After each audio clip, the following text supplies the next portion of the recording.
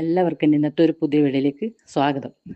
ഇന്നത്തെ എൻ്റെ വീഡിയോ എന്ന് വെച്ചാൽ ഈ ഭക്ഷ്യ സുരക്ഷാ വകുപ്പ് കർശനമായിട്ട് ഒരു പരിശോധന നടത്തുന്നുണ്ട്.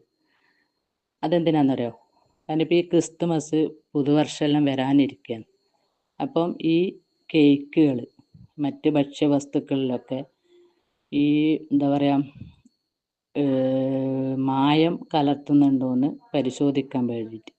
അതെന്ന് വെച്ചാൽ ഈ ആഘോഷം മറയാക്കിയിട്ട് ഇവർ ഈ വീടുകളിൽ പിന്നെ ലൈസൻസ് ഇല്ലാണ്ടും ഈ കേടുകൂടാതിരിക്കാൻ ഈ കേക്കിലും മറ്റ് ഭക്ഷ്യവസ്തുക്കളിലെല്ലാം ഈ മായം ചേർക്കുന്നുണ്ടോയെന്നെല്ലാം അറിയാൻ വേണ്ടിയിട്ട് പിന്നെ അങ്ങനത്തെ ഭക്ഷ്യവസ്തുക്കൾ പിന്നെ വിപണിയിൽ എത്തിക്കണ്ട എന്നുള്ള ഇതിന് വേണ്ടിയിട്ട് ഈ ഭക്ഷ്യസുരക്ഷാ വകുപ്പ് ഒരു പരിശോധന കർശനാക്കിയിട്ടുണ്ട്. അതേതായാലും നല്ലൊരു കാര്യമാണ്. 5 സ്പെഷ്യൽ സ്ക്വാഡുകളായിട്ട് 16 മുതൽ 13 റീജിയണുകളിൽ പരിശോധന ആരംഭിക്കും. ഈ വീടുകൾ കേന്ദ്രീകരിച്ച് ഈ കേക്കും മറ്റ് ഭക്ഷ്യവസ്തുക്കളും നിർമ്മിച്ച് വിൽപ്പന നടത്തുന്ന ഇതിന് ഈ ഭക്ഷ്യസുരക്ഷാ ഗുണനിലവാര നിയമപ്രകാരം രജിസ്ട്രേഷൻ നിർബന്ധമാണ്. അതില്ലാത്തവർക്കല്ല ഇപ്പോൾ പണി കിട്ടും. അത് ഈ വീടുകളിൽ നിന്ന് ചെയ്യുന്നവർ അങ്ങനത്തെ രജിസ്ട്രേഷനൊന്നും ചെയ്യൂല, ലൈസൻസ് എടുക്കൂല. അപ്പം അങ്ങനെയുള്ളവർക്കെല്ലാം ഇപ്പം നല്ലൊരടി കിട്ടും.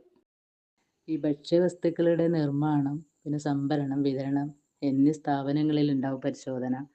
പിന്നെ പോരാതെ ഈ കേക്ക്, ഈ വൈൻ നിർമ്മിക്കുന്ന ബോർമകൾ, പിന്നെ ഈ വഴിയോര വിൽപ്പനശാല, മാർക്കറ്റുകൾ, പിന്നെ ഈ കാറ്ററിംഗ് യൂണിറ്റ്, ഈ ചില്ലറ വിൽപ്പനശാല, അങ്ങനെയുള്ള എല്ലാത്തിലും അവർ കർശനമായിട്ട് പരിശോധന ഉണ്ടാവും.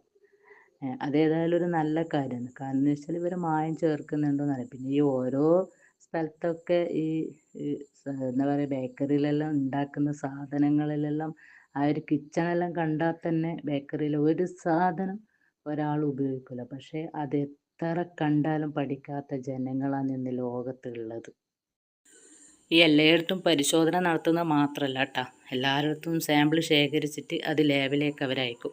അപ്പോൾ ലാബിലേക്ക് അയച്ചിട്ട് നിങ്ങൾ ഈ ഭക്ഷണത്തിൽ എന്തെങ്കിലും മായം ഉണ്ട് എന്നറിഞ്ഞിട്ടുണ്ടെങ്കിൽ അതിന് നല്ല കടുത്ത ശിക്ഷയുണ്ട്. ഓരോന്നിനും ഓരോ ലെവലിൽ തന്നെ ശിക്ഷയുണ്ട്. അതുകൊണ്ട് നിങ്ങളെല്ലാവരും എന്താ വേണമെന്ന് വെച്ചാൽ ഈ വീടുകളെല്ലാം കേന്ദ്രീകരിച്ചിട്ടെല്ലാം ഈ ചെയ്യുന്ന ആൾക്കാരാണെങ്കിൽ ഭക്ഷ്യസുരക്ഷാ നിയമപ്രകാരം ലൈസൻസും വേണം, രജിസ്ട്രേഷനും വേണം. അത് നിർബന്ധമാണ്.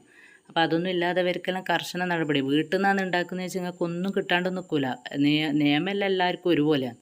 അപ്പം അത് എന്തായാലും എല്ലാവരും കറക്റ്റായിട്ട് നോക്കിയിട്ട് ചെയ്യുക. പിന്നെ അതുപോലെ എന്ന് വെച്ചാൽ മറ്റുള്ള ഈ സ്ഥാപനങ്ങൾക്ക് അവർക്കും കിട്ടും. ഈ ലേബൽ കാര്യങ്ങളൊന്നും കൃത്യമായിട്ടൊന്നും ചെയ്തിട്ടില്ലെങ്കിൽ അവർക്കും ഉണ്ട്. അപ്പം എല്ലാവരും എന്താണെന്ന് വെച്ചാൽ നിങ്ങൾ ഈ വീടുകളിൽ ഉണ്ടാക്കുന്ന സാധനങ്ങൾ ഈ മറ്റുള്ളവർ വാങ്ങുമ്പം അവരാരോഗ്യം കൂടെ നിലനിന്നോട്ടെ. നിങ്ങൾ ഈ മായം ചേർത്തിട്ട് നിങ്ങൾക്ക് എന്തെങ്കിലും കിട്ടാനുണ്ടോ? ഒന്നും കിട്ടാനൊന്നുമില്ല. അപ്പം എന്ന് വെച്ചാൽ നിങ്ങൾ ഉണ്ടാക്കുന്നവർ ഹോം മെയ്ഡായിട്ട് തന്നെ ഉണ്ടാക്കുക. ഇപ്പം നമ്മൾ ഈ വീടുകളിൽ നിന്നെല്ലാം ഉണ്ടാക്കുന്നത് നമ്മൾ മായം കലർത്തിയിട്ട് നമുക്ക് കഴിക്കാൻ ഉണ്ടാക്കുന്ന അതൊന്നല്ലല്ലോ.